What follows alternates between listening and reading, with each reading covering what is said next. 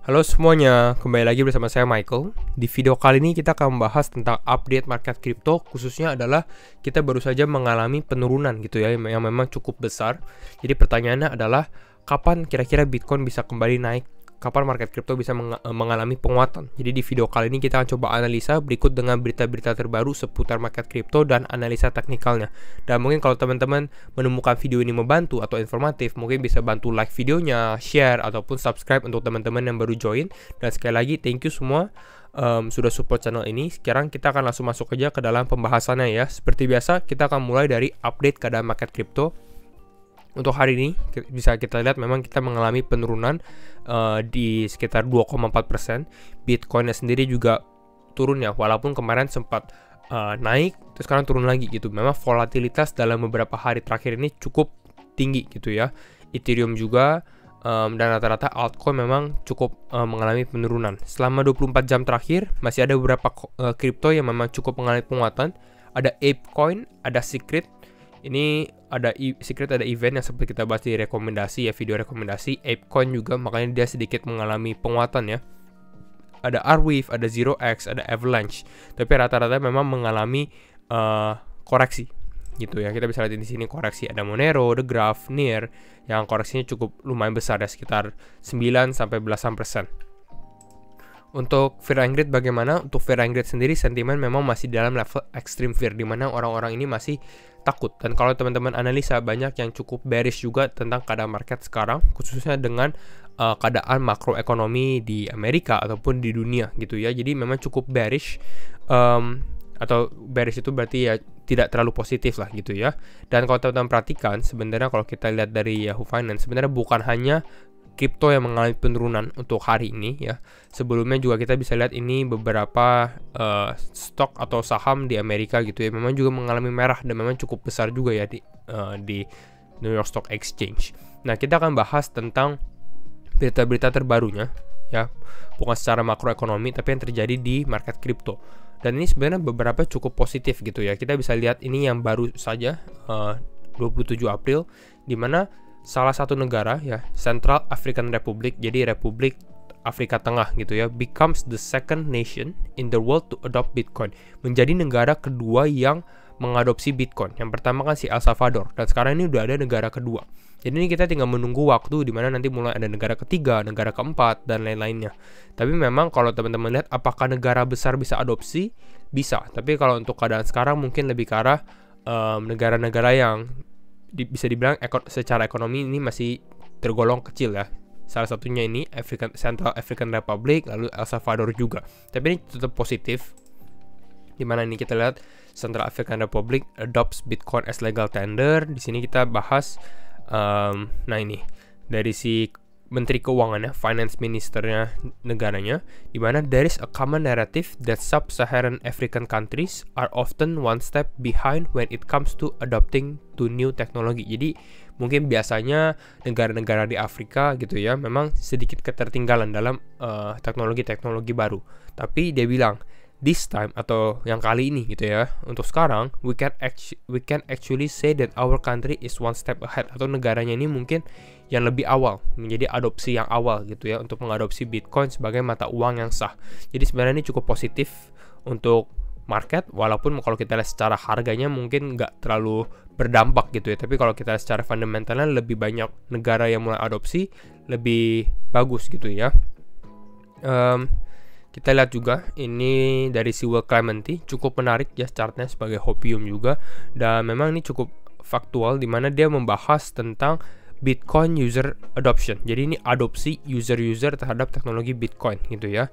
Dan memang kita mungkin terlalu fokus terhadap short term price action atau pergerakan hari ini Bitcoin di level berapa, atau di harga berapa, besok di harga berapa, dan lain-lainnya. Tapi kalau kita secara long term ya, kita fokus secara long term beberapa tahun, 5 atau 10 tahun ke depan gitu ya. Kita secara fundamental. Nah, ini salah satunya dari Will Clemente, di mana kalau kita perhatikan untuk sekarang secara adopsi kita masih di bawah sekali gitu. Kalau misalnya lihat dalam dekade berikutnya 2032, ini adopsi kita akan lebih tinggi, bahkan akan jauh lebih tinggi adopsi dari 2032 ke 2042 gitu. Jadi bayangkan mungkin berapa banyak orang yang akan mulai menggunakan teknologi Bitcoin, blockchain ataupun Lightning Network gitu ya di Bitcoin. Jadi kira-kira itu secara fundamentalnya, dan memang banyak yang menyamakan Bitcoin ini sebagai hampir sama dengan internet dahulu gitu ya, di tahun 1990-an. Bitcoin ini yang baru inovasi finansial gitu ya. Dia bilang we are so early, dan memang bisa dibilang kita masih di awal gitu ya, walaupun bukan awal banget gitu ya, tapi masih tergolong fase awal. Itu lalu berikutnya kita bahas secara teknikal sedikit tentang teknikal. Ini dari si CryptoBird, salah satu crypto influencer juga, dan ini cukup menarik karena grafiknya cukup bersih ya, dan dia membahas tentang the 200 day mean is the flattest, atau 200 moving average 200-nya. Dan memang kalau teman-teman perhatikan, ini pergerakan harga Bitcoin dari 2011 sampai 2022. Coba kita lihat, memang nggak ada situasi di mana kita konsolidasi cukup lama gitu ya. Dan kalau kita zoom sedikit ya, kita zoom ke tahun 2021-2022, khususnya teman-teman fokusnya ini di garis yang warna orange gitu ya, warna oranye, dimana kalau kita perhatikan baik-baik ya seksama, nah kita memang lebih ke arah flat gitu, dimana ini lebih bergeraknya seperti garis lurus aja gitu ya, garis lurus selama hampir kurang lebih 1 tahun gitu. Dan banyak yang bilang, berspekulasi juga, ini mungkin kita bisa pump besar atau big move incoming, akan ada pergerakan yang besar gitu ya, karena kita sudah konsolidasi cukup lumayan lama, sekitar satu tahunan. Mungkin lebih jelasnya teman-teman bisa lihat dari sini, ini moving average-nya saja. Nah, kita lihat ini pergerakannya rata-rata kan mengalami kenaikan atau penurunan gitu ya. Tapi kalau kita perhatikan untuk 1 tahun terakhir dari 2021, ini kita lebih ke arah flat sih gitu ya, lebih ke arah flat atau garis lurus saja gitu. Jadi kira-kira itu untuk teknikalnya, dan memang orang-orang masih menunggu sebenarnya dari keadaan makronya, dan ini memang yang menjadi penentuan juga, yaitu adalah FOMC meeting gitu. Ini secara makronya orang-orang menunggu kira-kira apa sih kebijakan-kebijakan yang akan diimplementasikan gitu ya di next FOMC. Dan mungkin biasanya setiap FOMC ini ada pergerakan gitu ya, tapi pergerakannya nanti kita bahas nih, pergerakannya positif atau negatif. Sebenarnya mungkin identik dengan cukup negatif. Sebenarnya ini tergantung dengan implementasi yang akan diadopt dari Federal Reserve gitu ya. Kalau teman-teman perhatikan di bulan Maret, 15 Maret, 16 Maret ya, di saat FOMC sebelumnya, memang kita bisa perhatikan Bitcoin ini lebih ke arah mengalami penguatan terakhir. Ini kalau teman-teman kita zoom ya, ini teman-teman bisa lihat di 14-15 Maret pada saat FOMC di daerah sini gitu ya. Ini justru Bitcoin mengalami penguatan. Kenapa? Karena ya kebijakan yang dia ambil ternyata orang-orang sudah ekspektasi lah istilahnya. Makanya ini kita mengalami penguatan cukup drastis juga. Kita lihat ini kita naik, Bitcoin naik sekitar 27%. Bayangin 27% ya. Jadi lumayan. Lalu sekarang yang menunggunya adalah bulan Mei gitu ya. 3 sampai 4 Mei, khususnya di tanggal 4 Mei gitu ya. Orang-orang menunggu kira-kira kebijakannya apa. Kembali lagi, ini kita tidak tahu juga apa yang akan diambil oleh Federal Reserve gitu, tapi sempat kita bahas lebih detail ini di video ini ya. Market crypto harus bertahan, kalau tidak nanti mungkin saya akan update lagi menjelang FOMC gitu ya untuk itu. Nah, sekarang kita bahas teknikalnya aja. Bagaimana dengan teknikal? Kembali lagi, disclaimer on semuanya, and do your own research, karena setiap keputusan tetap di tangan teman-teman ya. Untuk saat ini kita lanjut dari video kemarin, dimana video kemarin kita sempat bilang ada kemungkinan dimana ini Bitcoin ini hanya mengalami rejection atau penolakan lah. Nah, kita lihat dari sini ya, dimana ini adalah trend line yang sempat kita buat ya. Dan memang kalau kita perhatikan secara seksama gitu ya, lebih detail lagi, bisa kita lihat memang di sini kita malah mengalami penolakan, dan memang ternyata benar ada penolakan, rejection.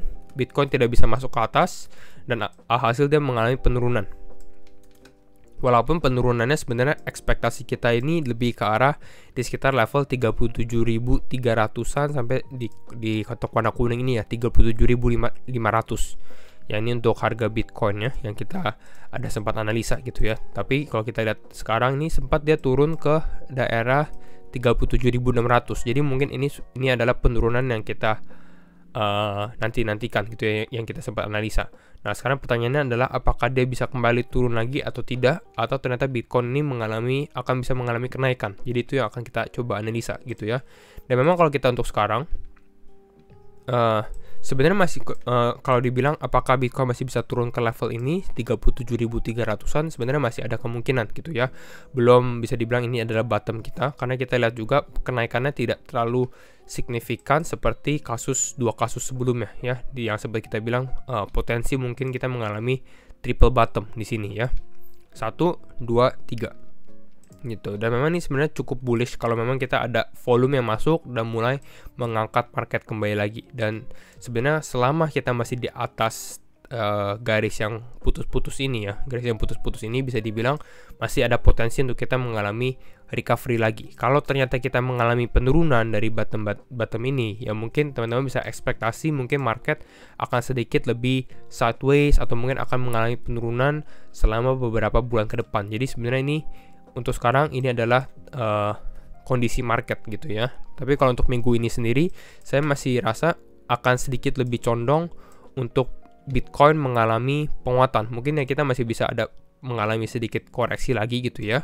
Mungkin ke level 37.300, tapi untuk closing weekly atau closing candle mingguan ya, karena minggu ini juga akan ada closing candle memasuki bulan Mei ya. Itu mungkin kita harus melihat Bitcoin di atas level 40.000 lah at least ya. Level 40.000 untuk menunjukkan bahwa kita ini ada sign of strength atau ada penguatan kembali. Jadi yang kita harapkan adalah mungkin di menjelang akhir minggu ini Bitcoin bisa kembali lagi naik ke atas gitu. Jadi ya kalau untuk sekarang bagaimana? Kalau untuk sekarang sebenarnya cukup menarik kalau teman-teman mungkin mau dollar cost averaging atau cicil ya. Ini kesempatan bagus juga. Saya mau mengingatkan ya. Sebenarnya kalau kita lihat kita bisa buy on fear and sell on greed gitu. Di saat market-market lagi fearful seperti saat ini, mungkin adalah kesempatan yang bagus untuk teman-teman mulai cicil beli ya. Kembali lagi jangan terlalu agresif, tergantung profil resiko teman-teman gitu ya. Tapi sebagai gambaran saja. Nah, kalau teman-teman perhatikan, misalnya kita lihat kasus sebelumnya di bulan Mei gitu ya. Orang-orang yang mulai mencicil Bitcoin mungkin di level di sini pada saat bulan Mei sampai bulan Juli gitu ya. Pada saat dia turun mengalami penurunan, dicicil, walaupun kita nggak time the bottom, tapi kita cicil beli lagi gitu ya, cicil beli. Nah, nanti panennya kapan? Jadi di sini istilahnya kita menanam dulu, cicil beli, nanti panennya kalau ini teman-teman sebagai trader ya, panennya pada saat kita mengalami kenaikan gitu ya, pada saat market mulai masuk ke dalam fase greedy lagi gitu ya. Di saat orang-orang yang tidak cicil tapi pada saat pump dia FOMO gitu ya. Nah, di situ saatnya kita take profit. Kira-kira itu. Jadi kita harus punya mindset yang keterbalikan opposite gitu ya dari yang biasanya market lakukan. Di saat market fearful ya kita mulai cicil beli, dan nanti pada saat dia mengalami kenaikan mungkin kita bisa cicil untuk take profitnya juga. Jadi kira-kira itu konsep yang teman-teman harus perhatikan, tanamkan untuk di mindset trading ataupun untuk investasi juga. Jadi untuk sekarang selama kita masih di atas support ini atau pada saat kita mengalami penurunan, mungkin ini teman-teman bisa beli tapi jangan terlalu agresif, bisa beli Bitcoin ataupun beli altcoin ya. Tapi ya kembali lagi analisa juga dan keputusan tetap di tangan teman-teman. Dengan hopefully bahwa Bitcoin ini masih bisa ada kenaikan mungkin ke level 40.000 atau bahkan ternyata bisa kembali naik lagi seperti yang kita alami di FOMC sebelumnya gitu ya, pada saat nanti di awal Mei. Tapi itu kita masih menunggu karena cukup panjang gitu ya.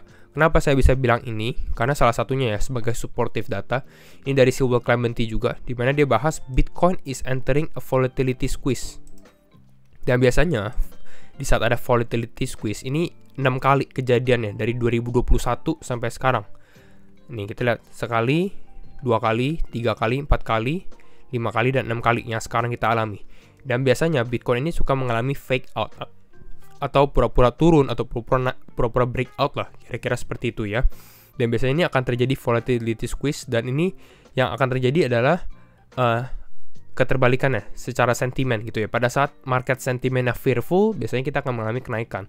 Tapi di saat market sentimennya greedy ya, seperti yang kita alami di sini, ini market cukup greedy, kita malah mengalami penurunan gitu. Jadi ini yang teman-teman harus perhatikan sendiri. Dan sekarang memang Bitcoin ini bisa dibilang lagi di zona ini gitu. Kalau kita lihat dari sini, di mana market ini lagi compression leads to expansion, expansion leads to compression. Jadi intinya ya kalau kita perhatikan memang selama beberapa bulan terakhir ya, kita lihat dari sini ya, ini harga Bitcoin ada compression gitu ya, tidak ada terjadi penguatan yang terlalu signifikan. Ini sempat terjadi sekali tapi ternyata ini fake breakout lah bisa dibilang ya. Jadi ini yang kita bisa lihat analisa, dan memang ya selama kita masih di atas ini, kembali lagi masih cukup positif. Tapi kembali lagi jangan terlalu agresif juga. Jadi itu saja video dari saya untuk hari ini. Kalau teman-teman suka video ini, jangan lupa untuk share videonya, like ataupun subscribe. Dan sekali lagi, thank you semua for watching and see you in the next video. Bye-bye.